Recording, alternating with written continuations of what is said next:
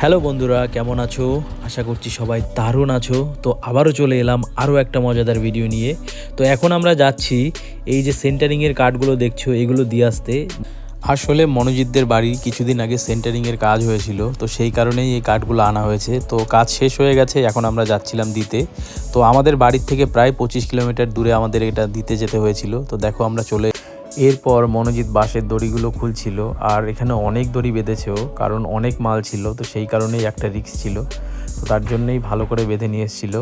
এরপরও কাঠগুলো আস্তে আস্তে নামাচ্ছিল। এই যে দেখো, আমি একটু ভিডিও করছিলাম, একটু হেল্প করে দিচ্ছিলাম, ওই বেশিরভাগ কাজটা করে। ভিডিওটা একটু ফাস্ট ফরওয়ার্ড করেছিলাম কারণ অনেকক্ষণ টাইম লাগছিল আর অনেকটাই বড় হয়ে গেছিলো। তো ভাবলাম যে একটু ফাস্ট ফরওয়ার্ড করি।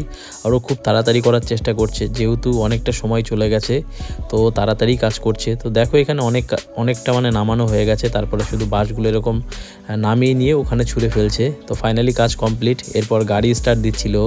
তো এটা ওর গাড়ি, আমি আগে কখনো দেখাইনি তোমাদেরকে, এই প্রথম দেখালাম। ও খুব একটা বেশি চালায় না, মাঝে মধ্যে চালায় যখন যা ভাড়া আসে। তো দেখো গাড়িটা খুব সুন্দর লাগে দেখতে, মানে ভ্যান কিন্তু দেখে মনে হয় অনেকটা গাড়ির মতন, অনেক পাওয়ারফুল, অনেক লোডও নিতে পারে। দেখো পুরো গাড়ির মতন স্টিয়ারিং আছে। ভিডিওটা যদি ভালো লাগে একটা লাইক করো, চ্যানেলে নতুন হলে চ্যানেলটিকে সাবস্ক্রাইব করো। বাই।